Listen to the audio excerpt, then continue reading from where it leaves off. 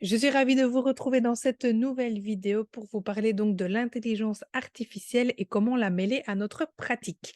Donc plus concrètement, comment est-ce qu'on va pouvoir l'utiliser pour en tirer avantage, que ce soit au niveau évidemment de vos études ou bien de votre future pratique, et donc comment on va l'utiliser pour gagner du temps, pour mieux s'organiser et pour avoir une meilleure rentabilité. Bien sûr, il est évident de garder en tête que l'intelligence artificielle n'est bien sûr pas un professionnel de santé.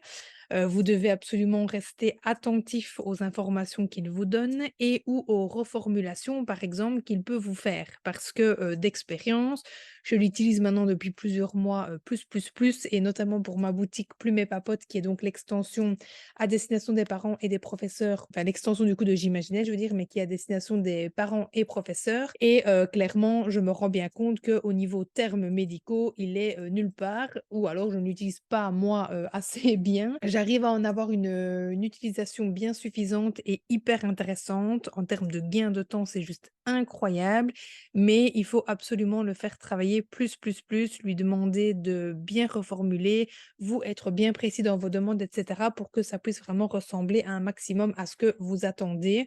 Mais par exemple, voilà, quand j'utilise certains termes, techniques, médicaux dans une publication que je lui demande de me reformuler, il va un petit peu me faire, des trucs à sa sauce, hein, et aller me chercher des autres objectifs ou autres que je lui ai pas demandé. Donc voilà, soyez bien attentifs à ça. Ne lui demandez pas bêtement de faire quelque chose et puis faites un copier-coller parce que, parfois, lui, il fait des erreurs étant donné que forcément, ce n'est pas un professionnel. Alors, qu'est-ce que vous allez pouvoir utiliser comme, intelligence artificielle justement pour pouvoir vous aider, que ce soit dans vos études ou bien plus tard? On a évidemment ChatGPT, hein, que je pense que tout le monde connaît aujourd'hui. Il y a aussi les générateurs d'images qui peuvent être très intéressants pour la préparation de vos stages et notamment la création d'activités. Et puis vous avez également l'application Notion dont je vous ai parlé dans le module d'organisation. Je ne vais pas en parler ici parce que clairement ça demanderait une formation à part entière et ce n'est pas le but de cette petite masterclass. Mais sachez qu'on peut intégrer ChatGPT dedans et du coup, ça peut vraiment vous servir aussi en fonction, des intérêts, que vous pourriez y trouver. Donc on commence avec ChatGPT. De mon côté, j'ai, ChatGPT 4 que j'ai récemment pris parce qu'il faut le payer. C'est 20 $ par mois si je ne me trompe pas.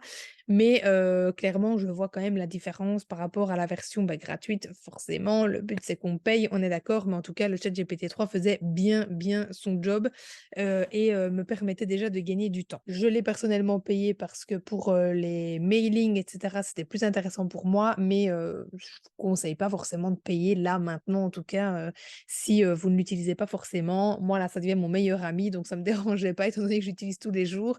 Mais sinon, voilà, la version gratuite, rassurez-vous, est déjà bien intéressante. Donc à quoi ChatGPT va-t-il pouvoir vous servir?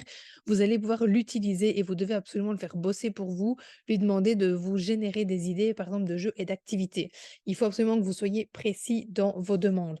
Donc, par exemple, est-ce que tu peux me donner une liste d'activités?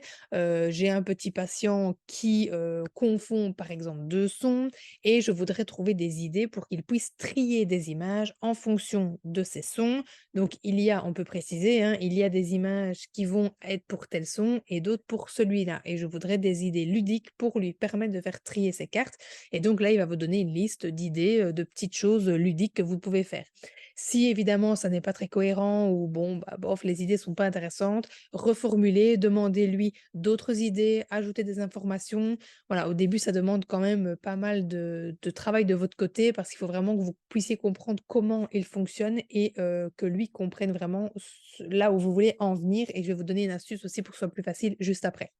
Vous allez pouvoir aussi lui demander de personnaliser des activités. Donc en lui demandant, par exemple, voilà, j'ai une activité que j'ai créée pour un patient, l'objectif c'est de faire ceci, voilà comment on joue, etc. Et j'aimerais bien pouvoir utiliser cette idée, mais en travaillant plutôt tel objectif. Est-ce que tu aurais une idée pour que je puisse le transformer?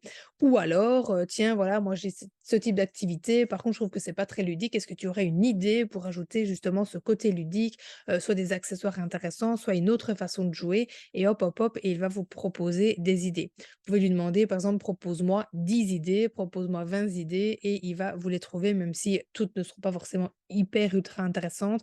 Mais encore une fois, c'est vraiment dans la façon dont vous allez formuler les choses et dont vous allez, vraiment expliquer et retravailler jusqu'à ce qu'il vous donne ce que vous voulez, qu'il va y arriver. Gagner du temps évidemment au niveau, de l'organisation parce que déjà de un et vous allez le voir, dans le point justement juste après, il va pouvoir vous faire gagner du temps dans tout ce qui est rédaction. Donc par exemple pour vos bilans, vos TFE et cetera, clairement c'est juste dingue. Vous allez pouvoir lui demander de reformuler certains textes. Si vous avez une phrase dans le bilan que vous savez pas trop comment la tourner, pouf, tiens voilà, est-ce que tu peux me transformer cette ligne-là, tout me la reformuler pour que ce soit plus pro, plus clair, plus français, et cetera et du coup, forcément, ça va vous faire gagner un temps de dingue. Au niveau organisation à proprement parler, il peut aussi bien sûr vous donner des idées si par exemple vous avez du mal à vous organiser dans vos cours, à vous organiser dans vos examens et cetera. Mais voilà, de nouveau, ça je vous relance quand même dans le point organisation qui est déjà sur le module. Si vous cherchez des idées, si vous êtes perdu pour quoi que ce soit, sachez qu'il peut quand même vous donner des idées, des indices ou en tout cas, voilà, vous inspirer peut-être quelque chose qui vous permettra, vous, derrière, de trouver des idées pour, vous aider, dans X, tâches. Donc je disais, voilà, reformuler vos textes forcément, c'est juste génial, quoi. Voilà, vous tapez les idées et lui, il va vous faire les belles phrases, quoi. C'est quand même juste top. Par contre, attention, de nouveau, j'en reviens au point que je vous ai déjà cité avant, c'est que ce n'est pas un pro et que du coup, forcément, si ce n'est pas un pro, il ne va pas forcément comprendre les termes et donc parfois il va vous faire un peu une ratatouille, avec les termes et ou, les sortir de leur, contexte ou objectif, réel.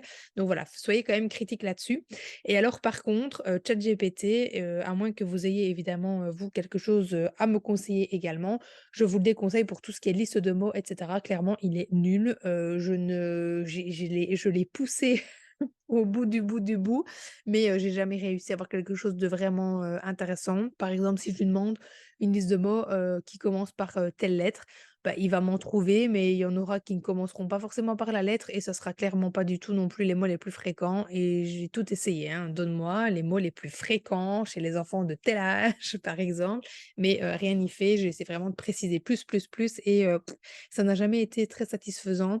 Encore moins quand, vous lui demandez par exemple des mots dans lesquels on entend tel son, il comprend pas forcément les sons forcément donc ça va pas, c'est pas juste. Il donne parfois des séquences de lettres mais qui ne sont pas des sons et donc du coup forcément ça ne fonctionne pas. Pour ça par contre j'avais posté dans le Telegram un lien justement vers un site internet dans la partie ressources, qui vous donne justement tout ça et que je trouve quand même assez chouette où vous pouvez sélectionner justement par exemple par quelle lettre doit commencer le mot, par quelle lettre il doit finir, combien de syllabes vous voulez, combien de lettres vous voulez. Si vous voulez certaines séquences de lettres, absolument dans le mot, donc par exemple je voudrais des mots, avec, 2 TE, vous écrivez 2 TE dans la séquence et hop, il vous sort tous les mots. Donc voilà, ça prend plus de temps parce qu'il faut après fouiller et sélectionner les mots que vous voulez, mais clairement, c'est pour moi aujourd'hui le meilleur outil que j'ai pu trouver. Donc voilà, je voulais partager ça dans le groupe Telegram. Alors, des exemples, comme je vous le disais, du coup, de petites choses que vous pouvez lui demander, hein, de comment vous pouvez formuler vos phrases. Simplement: «Peux-tu me proposer une liste d'idées de jeux pour travailler tel, tel, tel?» Vous pouvez aussi donner des informations sur votre patient. Vous pouvez aussi lui dire, par exemple, ce qu'aime votre patient, pourquoi pas les difficultés qu'il a et cetera et parfois même si les idées qu'il va proposer sont peut-être pas assez professionnelles, elles peuvent vous inspirer donc voilà, ne minimisez pas, ce qu'il peut vous apporter. Existe-t-il par exemple dans le commerce des jeux pour ta ta ta ta ta? Parce que à savoir si vous lui demandez: «Donne-moi une liste de liens, de jeux» ou «Donne-moi une liste de sites» et cetera, il va pas forcément les sortir, il vous dira qu'il peut pas, aller chercher des sites internet et cetera, mais c'est pas vrai. Il le fait, mais il faut juste trouver une façon détournée de le faire pour qu'il puisse justement vous les donner. Donc moi, généralement, quand je lui demande: «Tiens, est-ce qu'il existe, par exemple, dans le commerce des jeux pour travailler l'articulation?» Il va, potentiellement me dire: «Oui», il va peut-être m'en citer quelques-uns et je vais lui demander: «Où est-ce que je peux les trouver?» et là, généralement, il va sortir les liens. Si c'est pas le cas, il faut essayer de creuser un petit peu plus parce que parfois ça fonctionne, parfois pas. Mais moi, j'ai déjà eu, par exemple, en lui demandant: «Est-ce que tu connais des générateurs de jeux, voilà, pour pouvoir créer des choses pendant mes stages?» eh bien, il m'a sorti tous les liens de plein de générateurs gratuits pour faire des doubles, pour faire des lotos, des memories et cetera donc voilà. Ça aussi, bien sûr, vous pouvez, l'utiliser pour trouver des générateurs qui vont vous permettre de gagner du temps si vous n'avez pas, les finances pour prendre, par exemple, langageoral.com qui est juste génial, mais qui, clairement coûte une blinde et je ne dirai jamais le contraire. Et du coup, une autre idée, voilà, que je vous donnais, bah: «Peux-tu me reformuler ce texte?» Alors là, pouf, vous collez le texte entre guillemets, en gardant mes idées et un vocabulaire professionnel. Voilà, parce qu'encore une fois, il faut préciser ce que vous voulez absolument de A à Z pour qu'il puisse vous sortir quelque chose qui ressemble à ce que vous avez demandé ou qui est vraiment pile poil comme vous l'avez demandé. Une petite astuce ici pour vous faire gagner du temps quand vous utilisez ChatGPT, surtout si vous utilisez que pour la même chose. Par exemple, moi, je l'utilise principalement pour Plume et Papote. Parfois, ça m'arrive de l'utiliser pour d'autres choses, donc du coup, là, ça m'embête, mais bon, c'est pas grave. Comme 95 du temps, c'est pour Plume et Papote, eh bien, j'ai fait cette petite astuce que je vous explique juste maintenant. Quand vous êtes sur ChatGPT, vous allez donc ici sur, votre nom, de compte et vous allez ensuite aller dans cet onglet-là qui va vous permettre d'ouvrir une fenêtre dans laquelle vous allez pouvoir préciser et expliquer qui vous êtes, ce que vous faites et cetera. Ce qui permet à ChatGPT, en fait, de mémoriser ces informations-là pour que toutes les futures demandes soient tout simplement, directement liées à ce texte et donc il va directement vous générer du contenu par rapport à qui vous êtes, ce que vous faites, ce que vous voulez et cetera et ça, du coup, ça va être intéressant puisque forcément vous gagnez du temps. Je vous donne un exemple concret avec moi et désolée pour les fautes, j'ai vu qu'il y en avait mais voilà, trop tard. Je suis Inès, orthophoniste, créatrice de jeux et maman. J'ai une boutique de jeux en ligne à destination des parents et professeurs des écoles. Ce sont des jeux ludiques et réfléchis avec des objectifs clés et précis. Je lui précise tout ça pour qu'il n'oublie pas en fait de mettre parfois les arguments nécessaires pour voilà, mettre en avant mes jeux. Les réseaux liés à cette boutique s'appellent Plume et Papote. Ce sont des personnages pour illustrer les concepts que je mets en avant.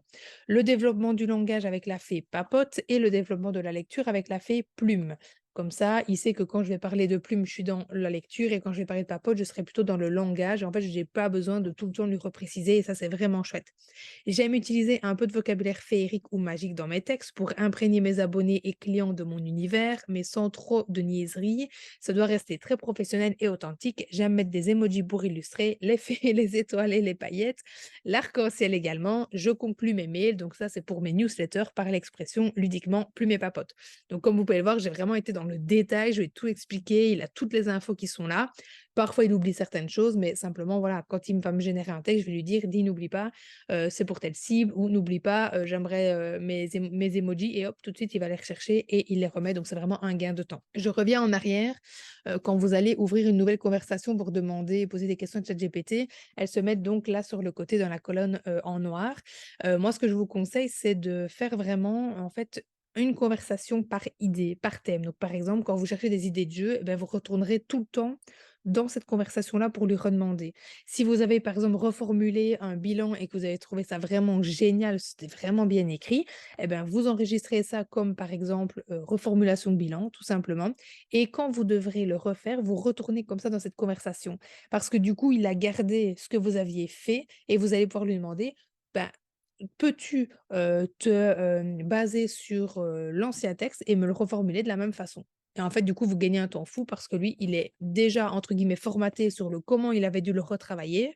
Même si vous l'avez retravaillé plein de fois, la version définitive que vous avez validée, ben, vous repartez de celle-là et il va vous le refaire. Donc ça, c'est vraiment un gain de temps génial et moi, c'est ce que je fais, par exemple, pour mes newsletters. Une fois qu'il va valider la première, ben, maintenant je retourne dedans et je lui dis: «Voilà, peux-tu, me reformuler, ce texte pour en faire une newsletter, comme le modèle précédent?» Et hop, c'est fait, ça me prend 30 secondes. Alors certes, les idées, c'est quand même vous qui les donnez, on est d'accord, mais vous en fait, ce que je trouve moi génial là-dedans, contrairement et par rapport à tout ce qu'on peut en dire, c'est que au lieu de perdre du temps à réfléchir à la formulation de vos phrases, à comment vous avez bien tourné la chose, que ce soit bien compréhensible, ici, vous vous intéressez uniquement à vos idées et donc au fond. Vous allez vraiment mettre votre énergie sur qu'est-ce que je veux réellement et réfléchir à comment je dois préciser la chose pour que ce que j'ai en tête sorte grâce à lui et donc du coup, bah, vous faites abstraction finalement des détails, c'est-à-dire, la forme et cetera et ça, c'est lui qui va vous la faire et je trouve ça juste génial. Donc oui, il faut quand même penser aux idées, hein, on n'est pas, ça reste un robot, on est et puis nous, on ne devient pas débile, parce qu'on utilise ça. Il va juste nous faire gagner un temps de dingue sur la rédaction, les idées parfois quand on en manque parce que, bah, justement, on n'est pas des robots nous, donc on n'a pas forcément toujours les idées, on n'a pas forcément toujours l'envie. Parfois on est fatigué aussi et je trouve que du coup, ben, il peut vraiment, nous aider, nous rendre de la motivation. Je vous jure que moi, je kiffe, parler avec lui tous les soirs.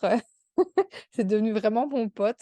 Mais non, blague à part, clairement, il m'aide énormément. Alors au niveau, intelligence artificielle, évidemment, vous avez aussi les générateurs d'images qui peuvent être hyper intéressants pour pouvoir créer des, activités pour vos stages et des choses sur mesure avec vos patients.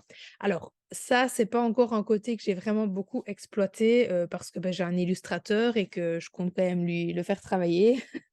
Et que, j'ai, également la banque d'images et cetera. Par contre, c'est vrai que parfois on cherche des choses précises, que ce soit pour un objectif précis ou peu importe et on trouve pas forcément, c'est compliqué et puis, un illustrateur forcément ça coûte la peau des fesses et que tout le monde n'a pas forcément l'argent de se payer un illustrateur, hein, on est d'accord, voilà.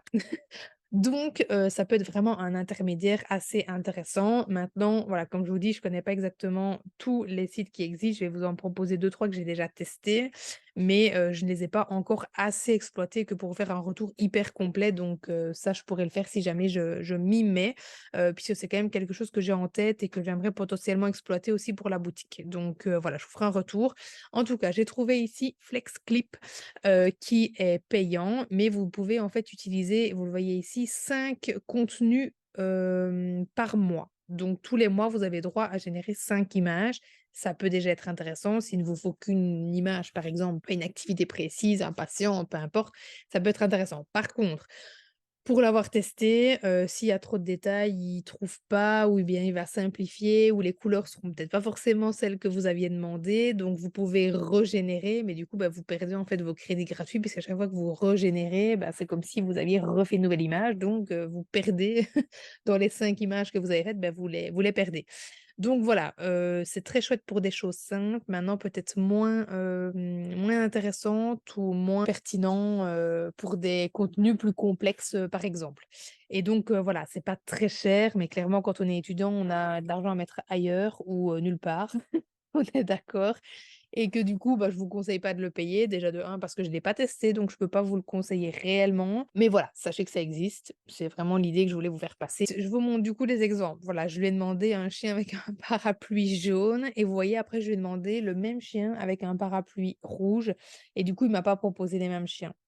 Parce que du coup, ça peut être intéressant justement de faire, une activité où, on va faire générer avec des accessoires, différents, dans des couleurs différentes, un même animal ou un même personnage. Enfin, en vrai, c'est trop génial, mais du coup, vous voyez, il m'a pas fait un truc très précis.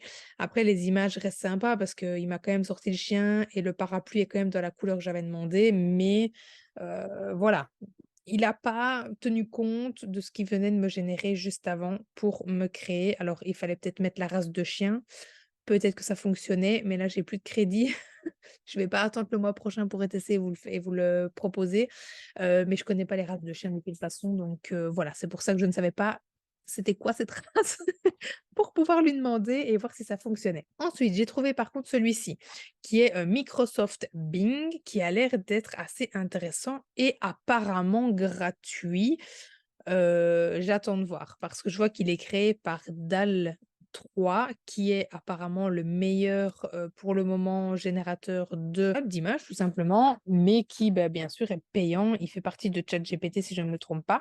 Mais en tout cas voilà, je vais demander une petite fille habillée d'une robe rouge, il me sort plusieurs petites filles, donc je peux même choisir une peut-être qui ressemble plus à mon patient ou qui m'intéresse plus, peu importe. Donc ça, c'était bien. Je vais vous montrer un exemple concret. Donc de base, c'est celui-ci le vrai site, mais voilà, du coup, je ne l'ai pas utilisé, mais regardez, ce que je vois là, ça a l'air vraiment hyper canon et je pense que ça a vraiment le mérite que je m'arrête dessus. Donc moi, je vais regarder parce que clairement pour la boutique, ça m'intéresse énormément pour pouvoir créer, enfin, vous voyez, c'est trop, trop, trop, trop, trop bien pour pouvoir créer des images sur mesure, pour créer du matériel, qu'on n'arrive pas forcément toujours à créer ou bien qu'il faut d'office un illustrateur. Enfin, je trouve ça juste génial. La qualité est dingue et franchement, je vais vraiment me pencher dessus et je vous ferai un retour. Si jamais du coup, je paye, je vous dirai si ça vaut la peine, de payer. Alors bien sûr, je vous dis pas de l'acheter maintenant, hein. Là, ici, je vous parle plus pour, plus tard, si vous avez besoin de créer des choses sur mesure, parce que bien sûr, vous avez dans le module déjà des liens où trouver des images gratuites. Allez d'abord chercher là, mais voilà, si un jour vous avez besoin de créer des images sur mesure, sachez que ça existe Donc ça, c'est chouette. Alors, je vais essayer de transformer, c'est un crash test en live, je vais essayer de transformer cette image. Donc une petite fille habillée d'une robe rouge avec un parapluie jaune. On va voir si ça fonctionne, si j'y arrive déjà. En vrai, c'est trop canon. OK, donc ça, c'est bon, ça fonctionne.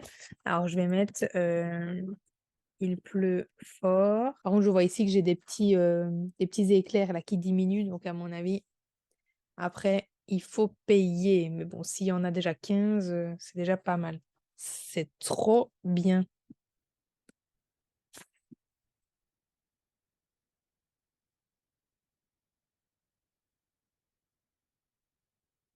trop bien. Alors, on va tester, on va faire une tortue dans une voiture de course.